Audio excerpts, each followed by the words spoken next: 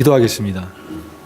하나님 아버지, 오늘도 하나님 말씀 앞에 저희들을 세워주셨사오니 이 말씀 하나님께서 기름 부어주시고 성령께서 우리 교회에 말씀하기 원하시는 말씀을 들려주시기 원합니다. 하나님의 바른 말씀이 선포되게 하시고 우리가 그 말씀에 반응하며 우리의 삶을 들여서 하나님을 전심으로 사랑하게 하시고 아름다운 성도의 삶을 통하여서 능력 있는 거룩한 백성으로 살기에 부족함 없도록 이 시간에 주의 성령으로 충만하게 역사하여 주옵소서. 감사드리며 예수님 이름으로 기도드리옵나이다. 아멘. 오늘은 느헤미야 말씀을 같이 나누면서 하나님 주신 은혜를 나누기 원합니다. 어느 시대나 옳은 일을 할 때에 항상 어려움이 있는 것을 보게 됩니다. 그 길이 옳은 방향이고 바른 방향이라 할지라도 그것을 찬성하는 사람도 있지만 또 반대하고 방해하는 그런 세력도 항상 있습니다. 그래서 방해와 도전이 있습니다. 오늘 말씀에는 느헤미야가 주요 인물입니다. 참 이 느헤미야는 귀한 사람이고 또 우리가 이 느헤미야의 리더십을 배우고 우리 삶 속에서 적용하기를 원하는 그 사람입니다. 느헤미야는 페르시아 왕의 높은 관리로 있었지만 자기 조국의 현실과 조국의 슬픈 소식을 듣고 그 소식을 듣고 이제 하나님 앞에서 내가 어떻게 살아야 되는가, 어떻게 행동해야 되는가 고민했던 그 사람이 바로 느헤미야라고 하는 사람입니다. 유다에서 돌아온 형제들에게 조국의 소식을 묻습니다. 나의 지금 조국이 어떠냐? 그랬더니 예루살렘은 허물어지고 성문은 다 불에 탔습니다.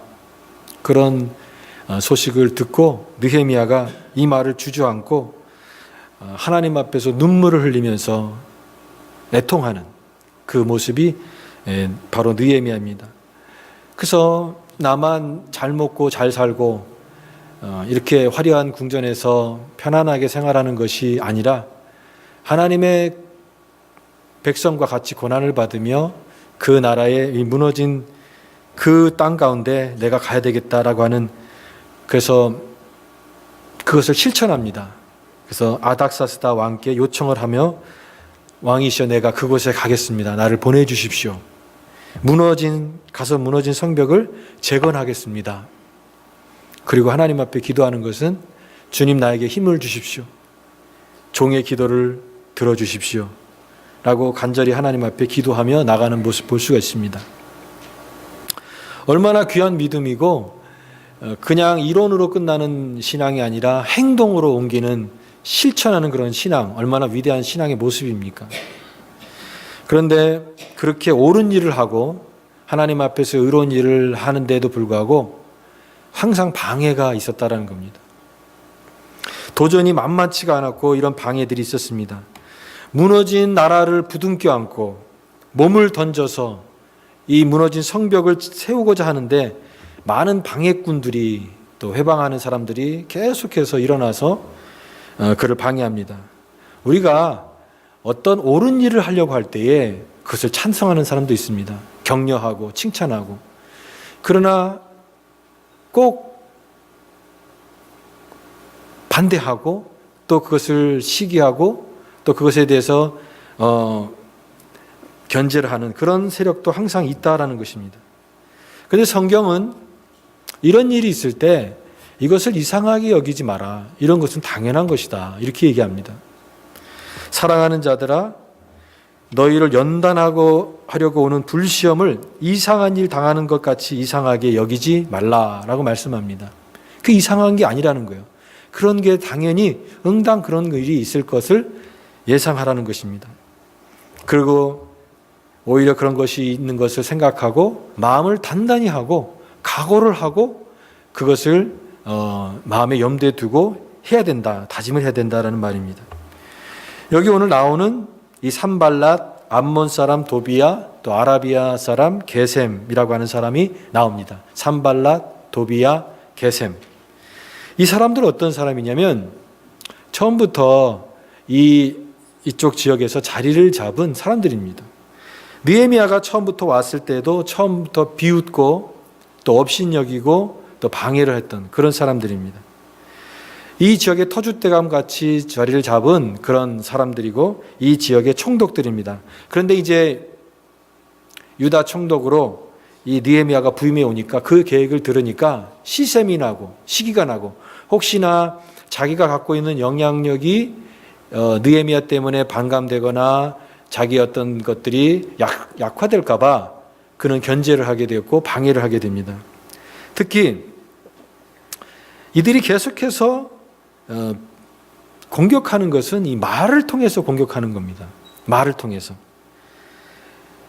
의욕을 가지고 이제 성벽을 건축하고 일을 하고 있는데도 계속해서 와서 말로 방해를 하고 갖은 말로 사기를 떨어뜨리고 비웃고 무시하는 그런 말로 공격하는 모습 볼 수 있습니다. 2절 말씀에 보시면 자기 형제들과 사마리아 군대 앞에서 일러 말하되 이 미약한 유대 사람들이 하는 일이 무엇인가? 이 미약한 유대인들이 뭘 하려고 하느냐? 이렇게 얘기합니다. 이 산발랏이라고 하는 사람은 이 지역에 이미 익숙한 사람입니다. 이제 1차, 2차 바벨론 포로에서 돌아온 포로 공동체가 유대 사람들이 거기에 거주하고 있지만 많은 문제가 있습니다. 아직까지 정비되지 않은 부분들이 너무 많았고 그들이 보기에도 너무나 미약하고 너무나 약합니다.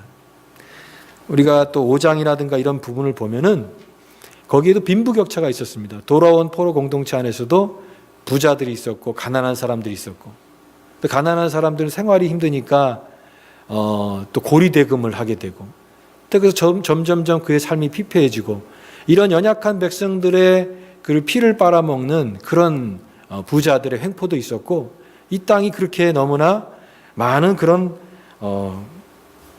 연약함들이 있었습니다. 그래서 이런 것들을 잘 알고 있는 이 산발랏이 그렇게 도전하는 겁니다. 너무 너희들이 이 미약한 유대 사람들이 뭘 하느냐?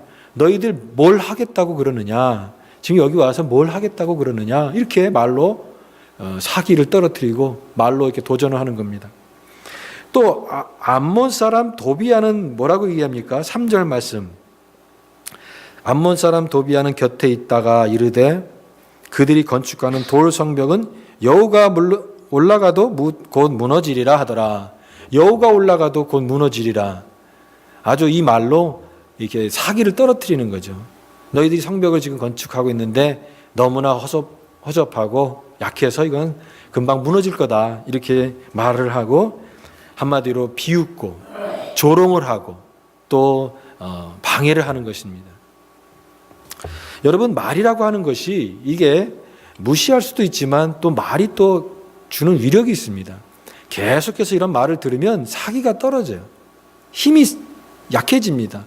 낙심하게 됩니다. 제가 인터넷에 가끔 사람들의 이게 댓글을 볼 때가 있습니다. 근데 이 댓글을 보게 되면 사람들의 마음이 보이는 것 같아요. 그 댓글을 다는 사람들의 마음이 고운 마음이 아닙니다. 참 사람들의 마음이 얼마나 이 미움이 가득하고 다른 사람에 대해서 빈정되고 또 비웃음이 가득한지 모르겠습니다. 그러니까 마음 심보가 이렇게 고약한 거죠. 예. 그래서 다른 사람들에 대해서 좋게 생각하고 좋게 격려하고 칭찬하기보다는 헐뜯고 깎아내리고 하이에나처럼 이렇게 물고 뜯는 그런 댓글들도 참 많습니다. 밥 먹고 할 일이 없어서 그런 게 아니라 그 사람들의 마음 심보가 삐뚤어졌기 때문에 그렇습니다. 여러분, 사람의 마음이 삐뚤어져 있으면 뭘 봐도 다 삐뚤어하게 보입니다. 그러니까 자기 마음이 삐뚤어져 있으니까 다른 사람에 대해서 계속해서 이런 삐뚤은 마음을 가지고 평가하고 댓글을 달고 하는 겁니다. 익명의 공간에서 조용히 숨어가지고 다른 사람에게 악플로 공격하는 사람. 그래서 이런 사람들의 별명이 있습니다. 키보드 워리어라고 합니다. 예, 키보드를 가지고 전사처럼 싸우는 사람이에요. 또 얼굴 없는 자객, 얼굴 없는 자객, 찌질이, 이런 별명도 있습니다. 다 삐뚤어진 마음이에요. 삐뚤어진 마음 속에서 마음이 삐뚤어지다 보니까 다른 사람에 대해서도 계속해서 삐뚤은 그런 가지고 공격을 합니다. 그런데 이런 던지는 말들이요, 상처가 돼요. 이런 던지는 그 악플들을 가지고 사람들이 상처를 받아요. 아픔을 경험하게 되고 또 그 삶이 무너지는 그런 사람, 낙심하는 그런 사람들의 모습도 볼 수가 있습니다. 그 말을 무시하고 귀담아 듣지 않아도 되는데 자꾸 그런 말을 듣게 되면 힘이 빠지게 된다는 거죠. 오늘 그 느헤미야에 있는 그 4장 10절에도 보면은 정말 그런 말들을 듣고 힘이 빠졌다 이런 얘기가 있습니다. 짐을 나르는 자들이 힘이 다 빠졌으니, 그런 말들에 영향력이 있다라는 거예요. 파워가 있다라는 거예요. 여러분, 우리가 이 신앙생활을 할 때에 우리가 항상 주의해야 될 것은 뭐냐면, 신앙생활은 영적인 싸움입니다.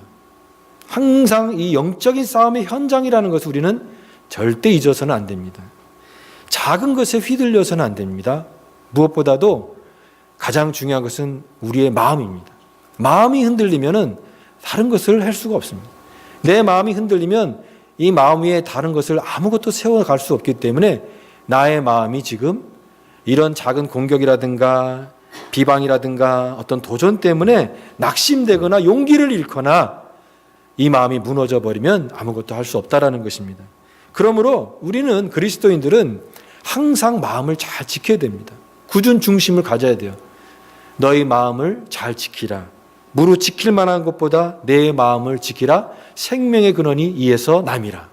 우리 마음이 중심입니다. 마음이 흔들리지 않는 그런 하나님의 거룩한 백성 다 될 수 있기를 바랍니다.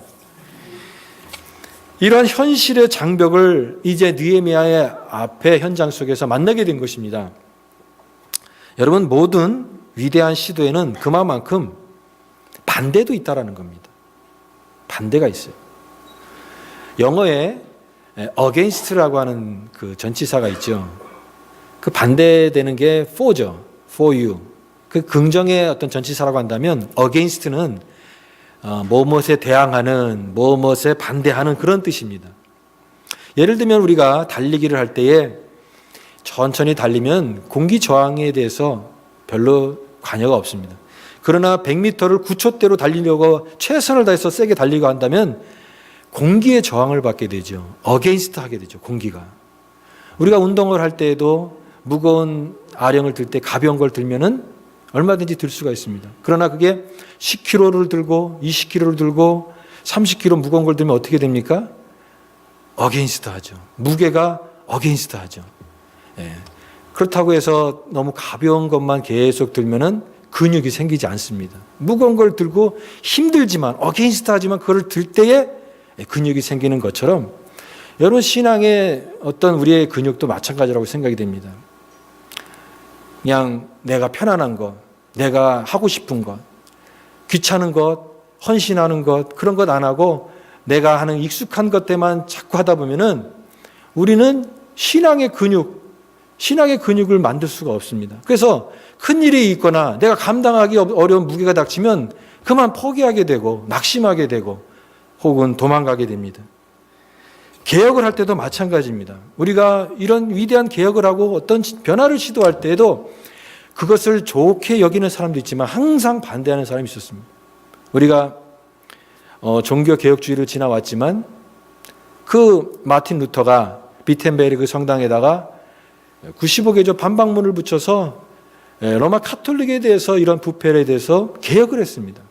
그때 많은 사람들이 루터에 대해서 지지를 했지만 또 많은 어떤 사람들은 이 루터에 대해서 반대를 하고 심지어는 죽이려고 했습니다. 그래서 수도원으로 도망다니고 숨어 다니고 했습니다. 이런 반대가 점점점 위협이 거세지니까 어떻게 되겠습니까? 그런 반대가 될 때 사람들의 반응이 이런 겁니다. 야, 이제 그만둬야 되겠다. 포기하게 됩니다. 귀찮다. 내가 이런 일에 휘말리고 싶지 않다. 그래서 그냥 이런 것들을 다 그만두고 그냥 포기하고 내버려두고 그런 것에 대해서 이제 자기 마음을 이렇게 접는, 포기하는, 그런 낙심하는 그런 모습이 얼마나 많습니까? 그러나 그거를 이겨나가야지만이 개혁이 되는 것입니다. 루터가 그런 위험이 있을 때 자기가 그걸 철회하고 포기하는 것이 아니라 그거를 이겨나갔기 때문에 개혁이 이루어진 것이고 역사의 진보가 이루어진 것입니다. 이겨나가는 것이에요. 여기 오늘 말씀도 보니까 이 반대가 계속 심해집니다. 이제 성벽이 점점점 건축이 될수록 이 반대가 점점점 강도가 세집니다. 그런데 느헤미야는 흔들리지 않습니다. 흔들리지 않고 계속해서 꾸준히 진행하는 것을 볼 수 있습니다.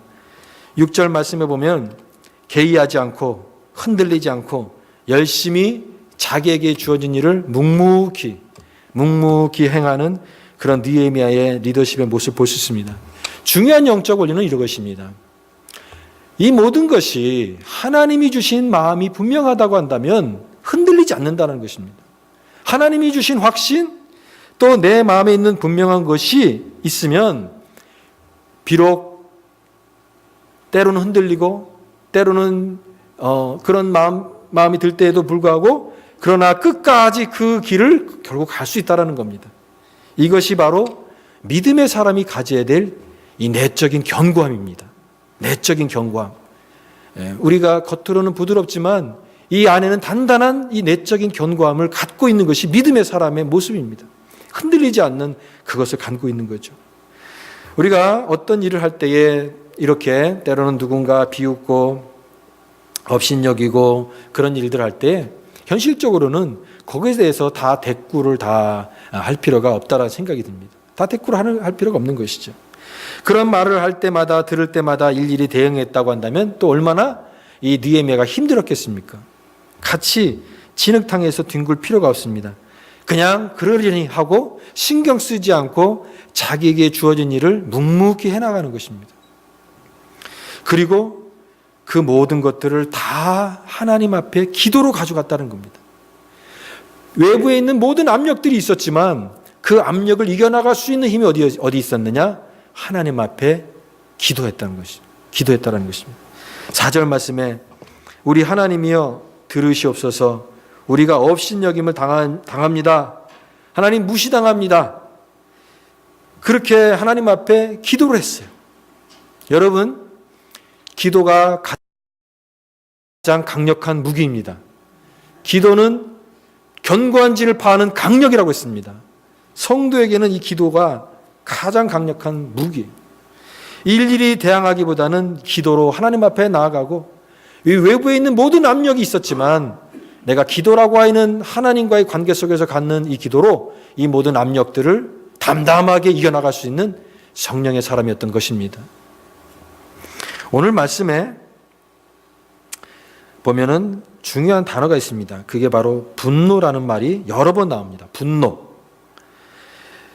이 분노가 이 적들에게도 이게 있었고 또 느헤미야에게도 있었다고 생각이 듭니다. 4장 1절을 보십시오. 4장 1절에 여기에 산발랏이 우리가 성을 건축한 다음을 듣고 그 다음에 크게 뭐 했다고 그랬습니까? 분노했다고 했습니다. 누가 분노한 겁니까? 산발랏이 분노한 겁니다. 또 7절 말씀에 산발랏과 도비아와 아라비아 사람들과 암몬 사람들과 아스돗 사람들이 예루살렘 성이 중수되어 그 허물어진 틈을 메꾸어 간 다음을 듣고 심히 뭐 했다? 분노했다고 했습니다. 여러분, 이 분노는 어떤 분노입니까? 자기의 것에 손해볼까 봐 두려워하는 데서 나오는 분노입니다. 내 밥그릇, 내 이익이 혹시나 손해볼까 봐 나온 데서 오는 그런 어떤 감정, 불편한 감정, 그게 바로 마음이 상하는 데서 오는 그런 것이 바로 분노입니다. 그러나 또 다른 분노가 있습니다. 그 또 다른 분노는 바로 느헤미야의 분노입니다. 이 느헤미야의 분노는 거룩한 분노예요. 거룩한 분노. 지금 이 땅 가운데 와 보니까 이 너무나 연약한 이 현실을 보고 화가 난 겁니다. 왜 이러니까? 하나님의 백성들이 이 고난받는 현실 속에서 너무나 열악한 환경을 보고 이 느헤미야의 마음속에 분노가 일었던 것이죠. 또 그렇게 하나님의 성벽을 건축하고 이스라엘 공동체를 위해서 이렇게 하려고 할 때 왜 이렇게 이런 사람들이 산발랏, 도비야, 게셈이라고 하는 사람들이 계속해서 방해를 하고 그렇게 집요하게 공격을 하는지 그것에 대해서도 지금 화가 난 것입니다. 더 분노한 것은 이렇게 동족의 아픔에도 불구하고 함께 이렇게 성벽을 건축하는 그런 가난한 사람들의 등을 쳐서 고리대금을 하고 사람들의 더 힘들게 하는 이 동족 간의 이런 어떤 불편한 모습들을 보면서 느헤미야가 분노가 일어난 것이죠. 왜 있는 사람이 없는 사람을 이용해 먹는 이 참담한 현실이 왜 우리의 고국의 모습일까라고 하는 데서 오는 이 분노인 것입니다. 이 조국의 암담한 현실에, 사람들의 강팍한 모습에, 또 그런 시대를 살고 있다라고 하는 이 기막힌 현실 속에 느헤미야가 깨달은 것은 나는 슬픔도 분노도 없이 이걸 살아갈 수가 없다라고 하는 것입니다. 여러분은 어느 때에 분노하십니까? 여러분은 이 세상을 보면서 때로는 분노할 때가 없습니까? 열심과 분노는 하나님의 백성의 특징입니다. 이 세상 속에 우리가 우리의 신앙적으로 거룩한 분노를 가지고 있지 못한다고 한다면 우리는 신앙적으로 죽은 사람과 마찬가지입니다. 주님께서도 말씀하셨습니다. 의에 줄이고 목마른 사람이 되라. 세상이 불의하고 이러한 같은 그 모습을 볼 때 그냥 덤덤하게 살아가는 그런 사람이 하나님 원하시는 사람이 아니라 내 마음속에 하나님이 주시는 그런 분노를 가지고 이 세상을 보는 것입니다. 여러분, 신앙은 하나님의 마음을 지향해야 됩니다. 신앙은 하나님이 보시는 눈으로 이 세상을 바라보는 것이 신앙입니다. 의가 사라지고 공의가 사라진 이 세상의 현실을 바라보면서 때로는 타는 목마름을 가지고 하나님의 의가 임하게 하여 주옵소서 간절히 기도하는 그 사람을 통하여 하나님은 이 어두운 세상을 깨우는 믿음의 사람이 되게 하십니다. 저와 여러분이 그런 사람 될 수 있기를 간절히 바랍니다. 오늘 우리가 우리 삶의 이 무너진 부분을 세우려면 이 느헤미야 같은 용기와 결단이 필요합니다. 믿음의 반대는 의심이 아니라 두려움입니다. 그리고 낙심하는 마음이고 좌절하는 그런 마음입니다. 포기하는 겁니다. 하나님을 믿는 이 믿음의 리더십에서는 항상 도전이 있었습니다. 그러나 반대가 있었고 방해가 있었고 위협이 있었지만 그것 때문에 그의 믿음을 꺾지 못했다라고 하는 것입니다. 그럼에도 불구하고 그는 꺾이지 않았다라는 것입니다. 오늘 느헤미야가 보여주는 리더십은 인생에 어떠한 어려움이 와도 그것을 극복하는 것을 보여주고 있습니다. 여러분, 믿음은 극복입니다. 내 인생에 80의 파도가 오면은 90을 뛰면 되는 것입니다. 90의 파도가 오면은 100을 뛰어넘는 것입니다. 하나님께 더 큰 은혜를 구하는 거예요. 신앙은 극복하는 것이고 믿음은 내게 주어진 현실의 도전들을 이겨나가는 것이에요. 하나님 들으시옵소서, 고난을 이겨나갈 수 있는 은혜를 주십시오. 간절히 기도할 때에 그 기도가 능력이 되게 하셨고 하나님이 역사하셨습니다. 사랑하는 여러분, 저와 여러분의 인생 앞에서도 이와 같은 도전과 위기와 또한 많은 낙심과 포기가 놓여 있지는 않습니까? 온갖 악조건, 고생, 두려움, 사기저와, 그만두자는 유혹, 게으름, 나태함, 매너리즘. 때로는 다른 사람들의 어떤 냉랭함과 또 무관심에 여러분의 열정을 잃어버릴 때는 없었습니까?